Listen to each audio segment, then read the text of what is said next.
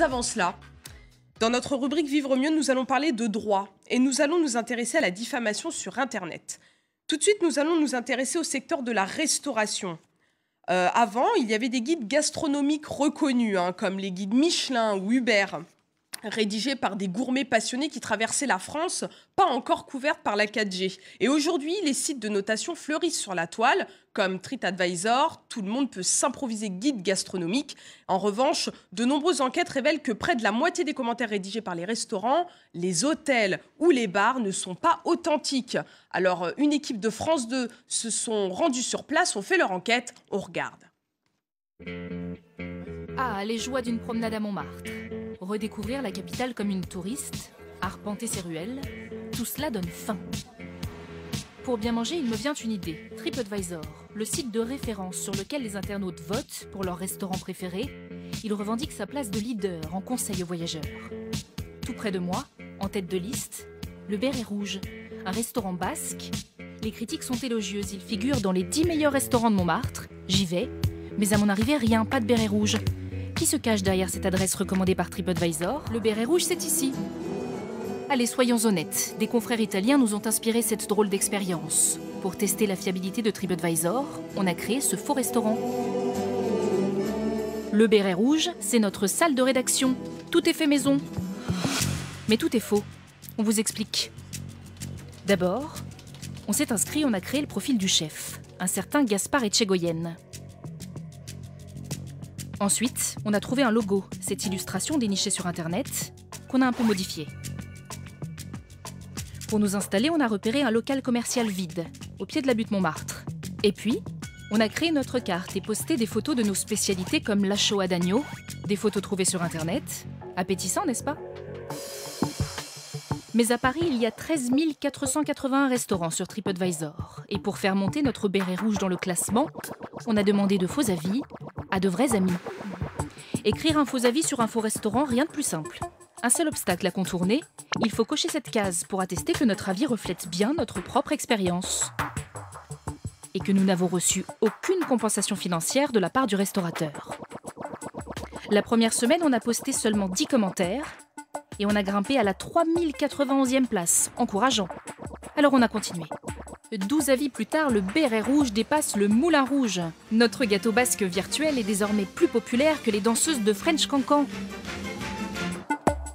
Là, on se dit, ok, la supercherie sera bientôt découverte. D'autant que sur son site, TripAdvisor se dit expert en traque des faux commentaires. La fiabilité du contenu est très importante pour TripAdvisor. Et pour cela, nous avons mis en place un processus de vérification complexe. Bon, sur leur site, ils précisent quand même cela. Une poignée d'avis frauduleux peuvent échapper à notre vigilance. Ça, on a pu le vérifier. En 2 semaines, de nouveaux compliments hissent le Béret Rouge à la 108e place des meilleurs restaurants de Paris et surtout 8e de Montmartre sur 488. Et personne ne nous a repérés, pas même les restaurateurs du quartier que nous avons dépassés au classement. D'ailleurs, que pense-t-il de notre test? Il y a beaucoup de mauvaises brasseries parisiennes qui sont sur le site et qui ont des super commentaires. C'est un peu rageant pour vous d'être derrière le Béret Rouge? Ouais, là.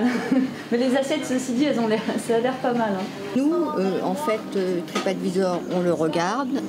Ça nous amène des clients. Et sur leur façon de contrôler la fiabilité des avis? Je crois que c'est incontrôlable, comme tout ce qui passe sur le net. Avant que notre restaurant fantôme ne devienne la meilleure table parisienne, on a sollicité TripAdvisor. Hier soir, très précisément, nous les avons mis au défi de découvrir notre faux resto. Voilà leur réponse reçue aujourd'hui à 17h. Le nombre de tentatives de fraude est extrêmement réduit. Nous utilisons des outils automatisés sophistiqués et plus de 300 spécialistes de contenu travaillent pour nous 24 heures sur 24 et 7 jours sur 7. Quant à notre test, TripAdvisor le juge dénué de sens et ajoute: Nous sommes en train de procéder au retrait de cet établissement et de ses avis frauduleux du site. Effectivement, cet après-midi, TripAdvisor a fait le ménage. On s'est connecté, les commentaires du Béret Rouge ont été effacés. Mais notre faux restaurant était encore, il y a quelques minutes, la 113e meilleure adresse parisienne référencée. Allez, on fait un pari. À la fin de ce reportage, ça devrait changer. Et pour aller plus loin sur la question de la diffamation sur Internet, je suis heureuse d'accueillir Maître Langlais. Bonjour. Bonjour. Alors vous êtes avocat au barreau de Nantes. Oui. Et aujourd'hui, donc nous allons parler de la diffamation sur Internet. Alors Pierre, nous venons de le voir dans le reportage, les avis peuvent être faux, les notations aussi. Concrètement, comment la diffamation ou injure se matérialise-t-elle sur Internet ? Alors, en fait, ce qui se passait, c'est que pendant très longtemps, la diffamation sur Internet, c'était, on tapait dans les moteurs de recherche, on tombait sur des forums très, je dirais, très méchants, avec des propos très durs sur les gens. Et ce qui a déclenché, accéléré le processus, c'est les avis sur Internet. Aujourd'hui, vous tapez un nom sur Internet, tout de suite dans la barre à droite de recherche Google, vous avez potentiellement un avis sur le prestataire, sur le médecin, sur le dentiste. Et ça pose il y a pas mal de sujets parce qu'aujourd'hui, j'ai beaucoup de professions qui viennent taper aux portes des avocats pour leur dire, écoutez, je suis embêté, je suis médecin, on dit que je fais mal, que je suis en retard, ou je suis dentiste, on dit que mes associés sont bons, moi je suis mauvais, donc ça pose beaucoup de sujets. Ouais, c'est compliqué. Et d'ailleurs, on a un exemple d'avis que vous nous avez confié, on va le voir tout de suite. Alors, sur cet avis, vous l'avez relevé parce qu'il est assez violent. Il est assez violent vis-à-vis du professionnel qui finalement est un peu démuni parce qu'il faut qu'il puisse un peu répondre à cet avis-là. Donc on a deux problèmes. Le premier sujet, c'est qu'effectivement, il faut qu'il puisse répondre en direct sur l'avis, donc déjà qu'il identifie, ce qu'il ne fait pas nécessairement. Qu'ils soient informés. Il n'a pas nécessairement vu et c'est souvent les amis, les proches qui vont l'identifier. Tout à fait. Et qu'est-il possible de faire juridiquement quand on est victime d'un avis diffamatoire ? Alors, ce qu'on va faire d'abord, c'est qu'on va essayer d'identifier si effectivement il est de nature diffamatoire. Ce qui est diffamatoire, c'est un propos qui est imputé à quelqu'un qui porte atteinte à son honneur. Pratiquement, je suis restaurateur, on dit que dans mon restaurant, la nourriture n'est pas bonne, que c'est servi froid, que les serveurs ne sont pas polis. Typiquement, on est dans la contenu de nature diffamatoire, qui peut potentiellement porter atteinte à l'honneur du restaurateur. Puis il y a aussi l'injure, c'est-à-dire que parfois vous vous retrouvez avec des injures du style restaurateur, ce restaurant est un escroc, c'est un voleur, ainsi de suite. Donc dans ces cas-là, il n'y a pas de faits qui sont, reprochés au restaurateur.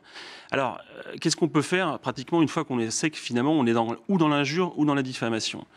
La première chose à faire, c'est demander à l'auteur de l'avis de retirer ou de modifier son propos sur le site d'avis. Le problème qu'on a, c'est qu'on est souvent face à Toto 44, Toto 85, le caractère complètement anonyme d'Internet qui fait que finalement, et puis bon, s'il l'a mis, c'est que potentiellement il ne va pas le retirer et ça peut aussi générer une escalade en termes d'avis sur Internet. Donc si l'auteur ne retire pas, on peut s'adresser à TripAdvisor par exemple, ou à Google, ou à Facebook, sur lequel il y aurait des avis pour leur demander que ça soit retiré parce que c'est de nature diffamatoire ou injurieuse. Si ça ne marche pas, on a un troisième niveau. On va aller à ce moment-là contacter l'hébergeur du site, c'est-à-dire le prestataire technique qui stocke les informations sur le site. À partir du moment où il est informé de ses contenus et qu'il ne fait rien, et je dirais de manière prompte, il engage également sa responsabilité. Voilà, donc on a une voie judiciaire de ce côté-là. Est-ce qu'il y a un délai pour agir ? Il y a un délai, et c'est bien le problème d'ailleurs du délai. Le délai, c'est un délai de 3 mois. C'est 3 mois à compter de la publication des propos diffamatoires ou injurieux. La difficulté sur Internet, c'est que vous disiez tout à l'heure, on ne va pas s'en rendre compte, finalement. On ne va pas s'en rendre compte, ou finalement, le référencement va arriver avec du temps 4 mois plus tard, et finalement, on ne va pas réussir à identifier ce contenu. Donc le premier problème, c'est le problème du délai. Très souvent, quand les clients viennent taper à la porte de nos cabinets, il est déjà trop tard, ou on est une semaine avant la fin du délai, et ça peut être compliqué. Donc le premier réflexe, c'est, je dirais, quand on a un restaurateur ou qu'on a une activité commerciale, c'est gérer son e-réputation, aller régulièrement sur Internet, ça fait peut-être un petit peu égocentrique, pour voir finalement si on a des avis négatifs qui sont publiés. D'accord, merci beaucoup Maître Langlais pour toutes ces informations. Alors je rappelle que vous êtes avocat au barreau de Nantes. Merci. Alors,